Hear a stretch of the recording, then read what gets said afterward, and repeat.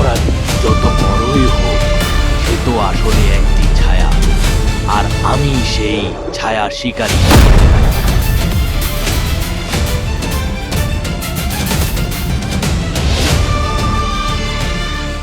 হাতে হাত রেখে চলা মেঠো পথ ধরে রয়ে যাস মোর ছায়া হয়ে। এই হৃদয়ের ঘরে যে অন্ধকারে অস্তিত্ব খুঁজে পায়, অপরাধীর জম।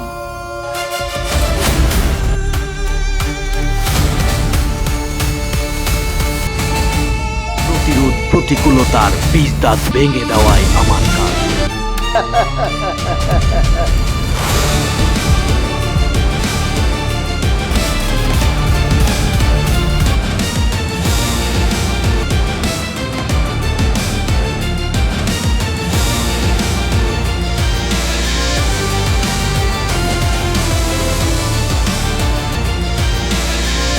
শিকারীর ফাঁদে ধরা পড়তেই হবে।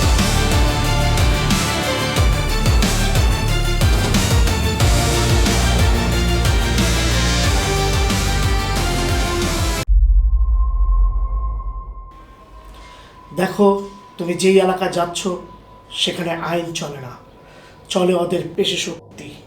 মাদক ব্যবসায়ীরা হন্য হয়ে থাকবে, আর ভূমিদস্যুরা তাদের লাঠিয়াল বাহিনী দিয়ে তোমাকে আটকানোর চেষ্টা করবে। ওরা তোমাকে কেনার চেষ্টা করবে অথবা ভয় দেখাবে। মনে রাখবে, পুলিশ নামটা হাজার হাজার মানুষের আস্থার প্রতীক। পুলিশের সম্মান তুমি ধরে রাখবে, এটাই আমার বিশ্বাস। আমি জানি প্রতিকূল পরিবেশে তুমি সেরা, এলাকাটা বিষমুক্ত করে ফিরবে, এটাই আমার আশা। যাও, তোমার টিমের দায়িত্ব নাও। তোমার জন্য শুভকামনা রইল। অফিসার, সাবধানে থেকো। দেশের সম্পদ আর মানুষের নিরাপত্তা এখন তোমার হাতে। Best of luck. Yes sir.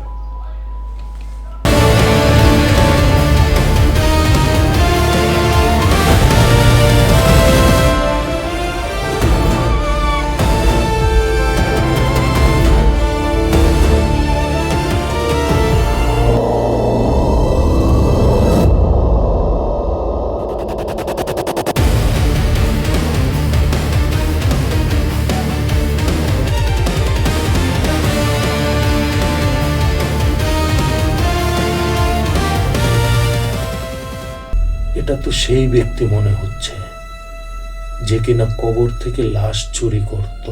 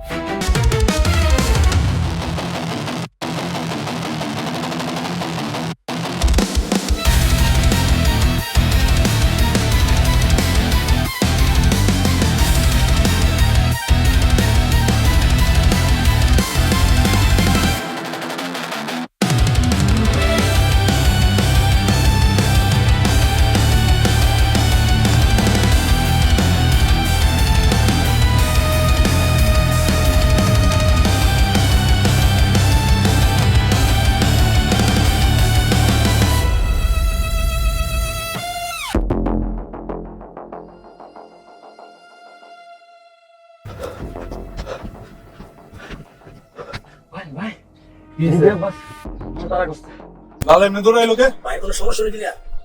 তো তুই কিছু করস নাই, আমি ঠেকানোর জন্য অনেক চেষ্টা করছি, পারিনি ভাই। সেদিকে আসতেছে, আপনি একটা কিছু করেন। না না, করতেছে। ব্যাপারটা কি? চলেন তো যাই। চল যা দেখি। আসসালামু আলাইকুম। আপনারা না কইছিলাম দিবি আব্বাসে ক্লিয়ার করে দিতে, আমি ওর চেহারাটা দেখতে চাই। যত তাড়াতাড়ি পারেন আমার চোখের সামনে তারা সরান। ঠিক আছে, রাখি। আসসালামু আলাইকুম। ওরে তাড়াতাড়ি শেষ করতে হবে ভাই। কিরে, ভাত খাস না অন্য কিছু খাস? হ্যাঁ, চল। আজকে ডিবি আব্বাসকে ক্লিয়ার করে বলুন ভাই।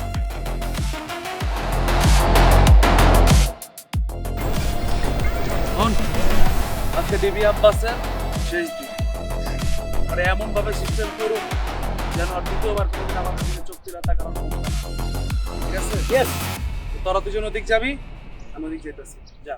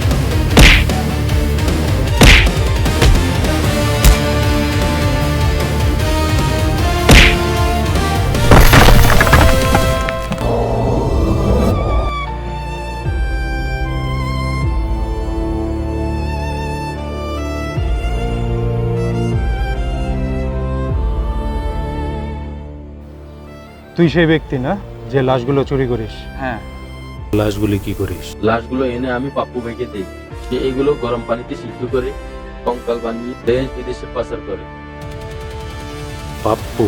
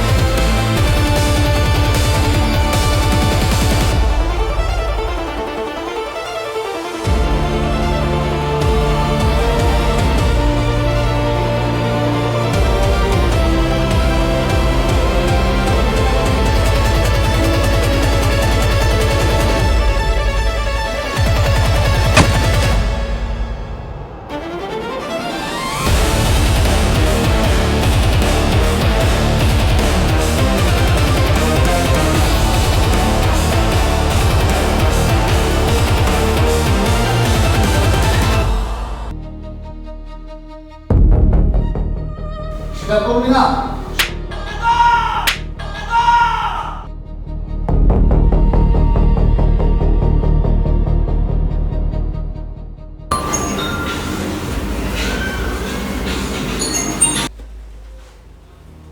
হ্যালো অফিসার, শুনলাম কঙ্কাল চুরির হোতাকে তুমি জালে আটকিয়েছ। Well done. এখন আসল কথা বলো, শুধু জালে আটকালে চলবে না, ও কি মুখ খুলছে কি না? জি স্যার, জিজ্ঞাসাবাদ চলছে। সহজে মানতে চাইছিল না, তবে আমাদের স্টাইলে চাপ দেওয়ার পর স্বীকারোক্তি দিতে শুরু করেছে। Good, very good. শুধু স্বীকারোক্তি দিলেই হবে না, মূল শেকড়টাকে উপড়ে ফেলতে হবে। আচ্ছা, আমাকে একটা বিষয় বলো তো, ও কি একা, নাকি ওর পেছনে কোনো বড় চক্র কাজ করছে? আর কঙ্কালগুলো পাচার কোথায় হতো, মেডিকেল কলেজে নাকি দেশের বাহিরে? স্যার, ও প্রাথমিক কিছু নাম দিয়েছে। বড় একটা সিন্ডিকেটের সাথে জড়িত। এরা মূলত শ্মশান আর কবরস্থান টার্গেট করে। বাজারের লোক আর ডিলারের নাম বের করার চেষ্টা করছি। আমাদের দরকার হলো ওই ডিলারদের লোকেশন আর পরবর্তী চালানের খবর। আন্ডারস্ট্যান্ড? জি স্যার।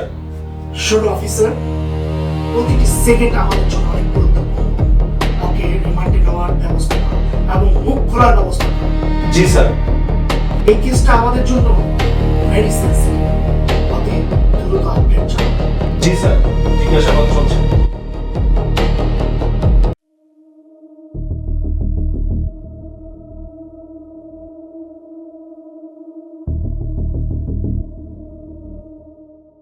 রাজন, জি ভাই, পুরোটা কইছিলাম ওদের এই ঘরের জমিগুলো, সেলিম সাহেবের জমিগুলো চাপ দিয়ে নেওয়ার জন্য। জি ভাই, চেষ্টা করতেছি, আপনি কোনো টেনশন নিয়েন না। যদি সুদা করে কাম না হয়, জমি আপনার ব্যবস্থা করতে দায়িত্ব কাজ হলে আপনি কোনো টেনশন করেন না। তাড়াতাড়ি ব্যবস্থা কর। ও ভাই, জমি নিয়ে যখন আপনার চোখ পড়ছে, এই জমি যেমনি হোক আমরা মনে করেন যে এই জমি ধরবো। জমি আপনার হবে ইনশাল্লাহ, চিন্তা করেন না।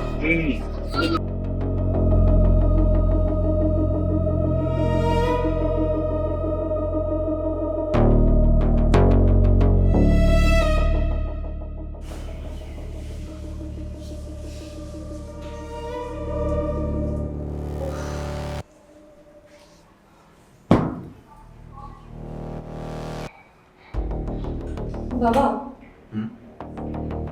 কয়েকদিন যাবৎ কিছু লোক আমাকে ফোনে খুব ডিস্টার্ব করছে। তাই নাকি? নম্বরটা বলো তো, আমি এক্ষুনি থানায় জানাচ্ছি।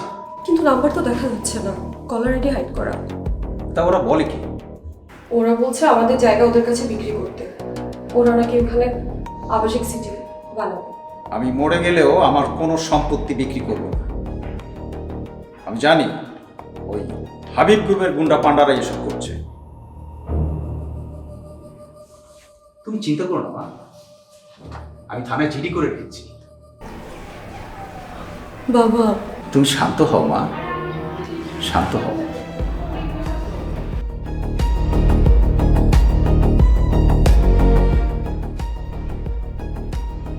আল্লাহর পুত্র অনেকবার কইছে, জায়গা এখনো ছাড়ে নাই। আজকে একটা শিক্ষা দিতে হবে, জায়গা ছাড়বো না, ওর বাপে ছাড়বো। এটাই ভাই,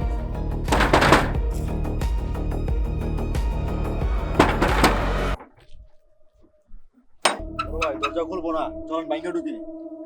খারাপ দেখালো আরেকবার।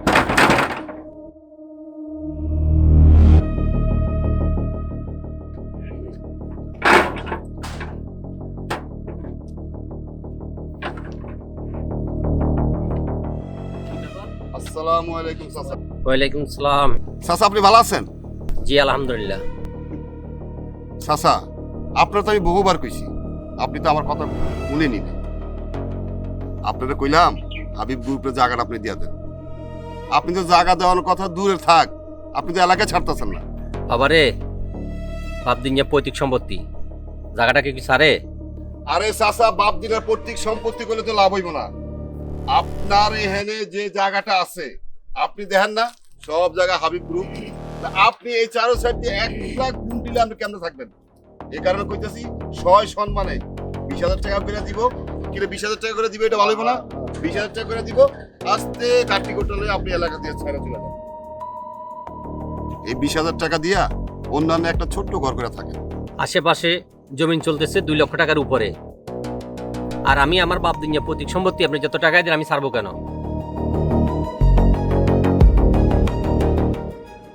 আপনার কিন্তু বহুবার আমি কইছি। কিরে কই নাই? কাকা, আপনি অনেকবার কইছেন। এবার তুই কিছু বুঝাও রে। কাকা, এই মহল্লায় আমার উপরে কেউ নাই। ভালো ভালো যে প্রস্তাবটা দিছি মাইনা লন, ভালো হইব। ওই মাটি ভরাট কাজের মধ্যে হাসান ভাই, এই যে আপনি কিন্তু মনে করেন যে টাইম না কাজল চাচা কি হয়েছে? দেখেন তো ওনারা কি বলে। এই তোরা কি করো? তোরা যা, আমার এলাকা আমি দেখতেছি। চল।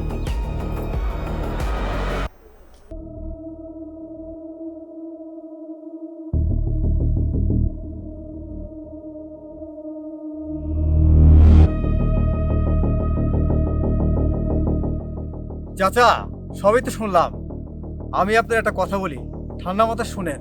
এই এলাকার সমস্ত জমি হাবিব গ্রুপ কিনা নিছে, আপনি কি এক লগে পারবেন? তাই কইছিলাম কি চাচা, আপনি সমস্ত জমিগুলা হাবিব গ্রুপ দিয়ে দেন, ওরা এখানে একটা আদর্শ সিটি বানাইব। আর আদর্শ সিটি বানাইলে এই এলাকার মানুষের উন্নয়ন হইব এবং এলাকার মানও বাড়বো। তাই আপনার অমত করেন না, চাইছে যখন দিয়ে দেন। এটা আমার বাপ দিনের পৈতৃক সম্পত্তি, আপনারা তো বলতেছেন, আমি শুনতেছি, কিন্তু বাপের বিটা তো কেউ ছাড়তে চায় না রে বাবা। বড় ভাই যে কথাটা কইছে মাইনা নেন। আপনার আগে পিছে ডাইনে বামে সবই হাবিব গ্রুপ, মুতনের জায়গাও নাই। চাচা একটা কথা বললি, চাচা আপনার না একটা মাইয়া আছে, আপনার মাইয়ারে না আমার খুব পছন্দ হয়েছে, আপনার মাইয়ারে বিয়ে করতেছে। এটা একটা কথা হলো না বাবা। আপনার কথাটা কেমন জানি আমি মাইনা নিতে পারলাম না। একটা ভালো একটা প্রস্তাব দিছে আপনারে, প্রস্তাবটা আপনি মাইনা নেন। তোমাদের মতো গুন্ডা ফান্ডার কাছে মেয়ে বিয়ে না দিয়া এই মেয়ে কাইটটা নদীতে বাসা দিলে তো অনেক ভালো হবে। তার আপনার মায়ের দিকে আমার নজর আছিল চাচা, কিন্তু আমার দোস্তে যখন নজর দিয়ে হালাইছে আমি ওইখানটারে কবর দিয়ে হালাইছি চাচা। চাচা মাইয়াও বিয়া দেবেন না, জমিও দিবেন না, তাহলে আপনি দিবেন কিটা? তো বেশি না কইরা আত্মীয়তা করবেন না, ভালো কথা। মাইয়ারে গাঙ্গে বাসায় দিবেন কাইটটা, এটাও ভালো কথা। তখন জমিটা আপনি ছাইরা দেন, এটা হইলো আমার ভালো কথা। ঠিক আছে, আমি ভাইবা দেখতেছি। চল বড় ভাই, আমার তো সন্দেহ লাগতেছে, ডিবি আব্বাস যেভাবে নজর রাখতেছে চতুর্দিকে, আমাকে কাজ কামে আবার ঝামেলা করবো না তো? আরে বেটা চুপ কর, আমাকে বস কি দিবি আপসি কম? না তা ঠিকই কইছো, বস তো বসের জায়গায়, কিন্তু ডিবি আব্বাস প্রশাসনিক জায়গায়। ঠিক আছে, একটু সাবধানে চলতে হবে।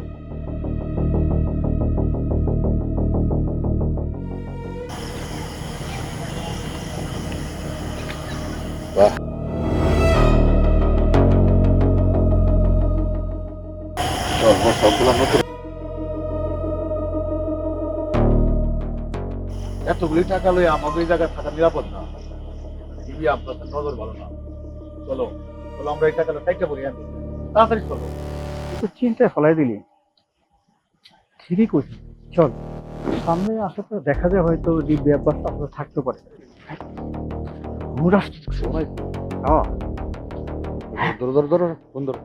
ওয়ালাইকুম সালাম।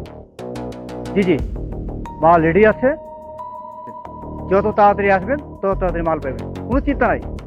ঠিক আছে, ওকে। আরে বড় ভাই ফোনটা রাখো তো, এতগুলি টাকা লইয়া রাস্তায় দাঁড়ানো ঠিক না।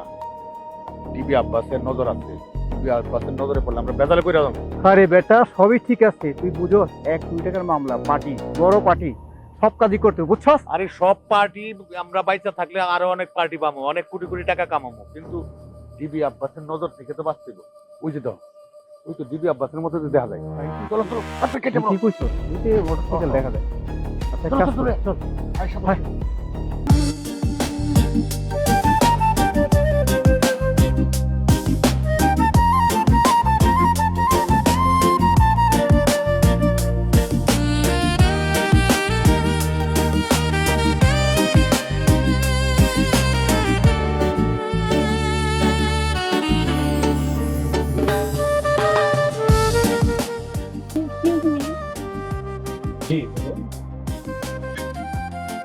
আপনি সম্ভবত দ্বিতীয় তলার থেকে, তাই না? জি, আপনি? আমি তৃতীয় তলার পেশে জানালি। Very good. আমি পুলিশ কমিশনার এসএম আব্বাস, বর্তমানে ডিবিতে কর্মরত আছি।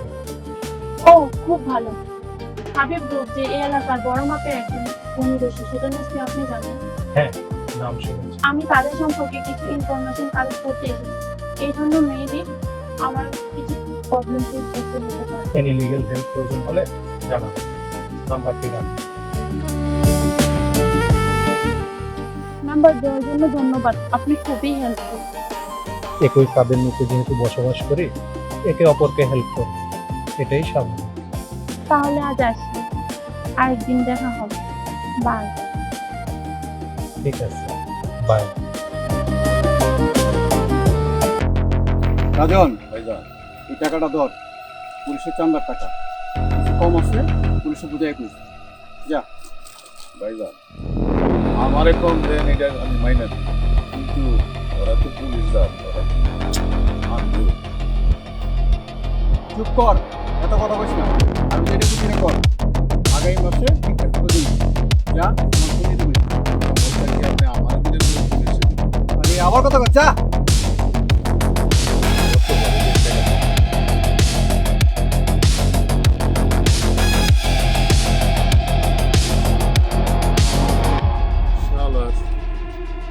বড় ভাই আজকে আবার এখান থেকে টাকা রেখে দিই।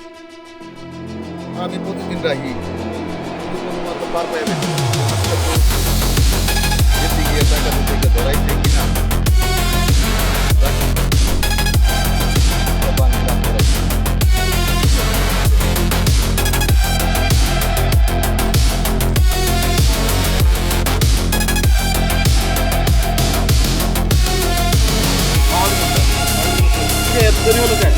দেরি হইল। বড় ভাই ভাবির সাথে খুব রদারদারি লাগে, খালি আপনার টাকা দাঁতে দিয়ে কইলো টাকাটা দারোগার সামনে দিয়ে সব ঠিকঠাক আছে তো? সব ঠিকঠাক আছে। আরে তোরা তো বলিস সব ঠিকঠাক আছে, পরে দেখি সব কম। তোরা এত আমার কম দিস কে? আচ্ছা, এইবার আর মনে করেন যে যা হয়েছে না হয়েছে আর হইব না, সব ঠিকঠাক মতো হইব। কথাটা যেন মনে থাকে। জি স্যার। ঠিক আছে, যাই। শালা রইদে পড়ি আমরা, চান্দা তুলি আমরা, আর টাকাও নিয়ে দিই আমরা। খালি টাকা রাতে নিয়ে খালি চেয়ারে বইয়ে বইয়ে ঠ্যাং না চাইবা।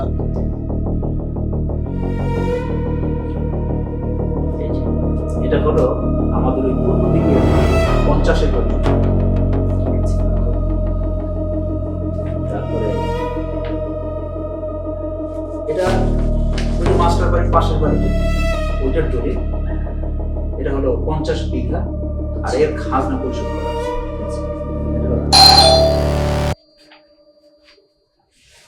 তুমি বসো, আমি দিচ্ছি।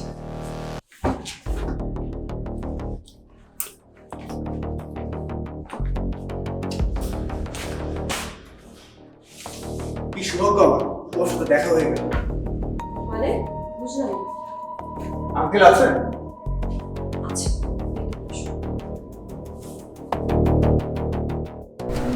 বাবা, কাজলটার রোজন নিয়ে এসেছি। আসসালামু আলাইকুম আঙ্কেল। ওয়ালাইকুম আসসালাম। ভালো আছেন? অনেকদিন আপনার সাথে দেখা নাই, তাই দেখা করতে আসলাম।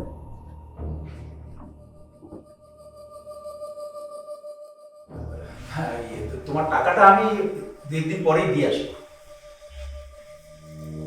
আমি তো টাকার জন্য আসিনি। তাহলে আঙ্কেল বলছিলাম কি, আপনার শত শত কোটি কোটি টাকার সম্পত্তি আছে, ওই মাস্টারবাড়ির জমিটা ভাই গ্রুপের খুব দরকার। ওই জমিটাতে তারা একটা আদর্শ সিটি বানাইব। আঙ্কেল, ও যা কইছে সব ঠিকই কইছে।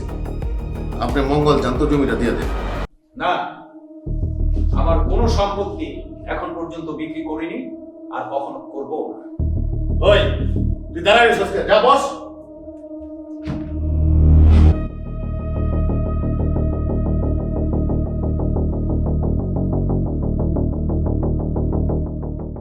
ওহ, দিলে ভালোই তো। আপনার জমি জমিগুলো তো এমনি পড়ে আসছে। আদর্শ সিটি বানাইলে মানুষ উপকার হইতো, এলাকার উন্নয়ন হইতো। তুমি কি হাবিব গ্রুপের দালালি করতে আসছো? আঙ্কেল আপনি ঠিকই ধরছেন, হাবিব ভাই তো আঙ্গুরের লিডার। আমি ওদেরকে অনেক আগেই না করে দিয়েছি। আপনি একটু বিষয়টা চিন্তা করে দেখেন। ঠিক আছে, তাহলে আসি। চল।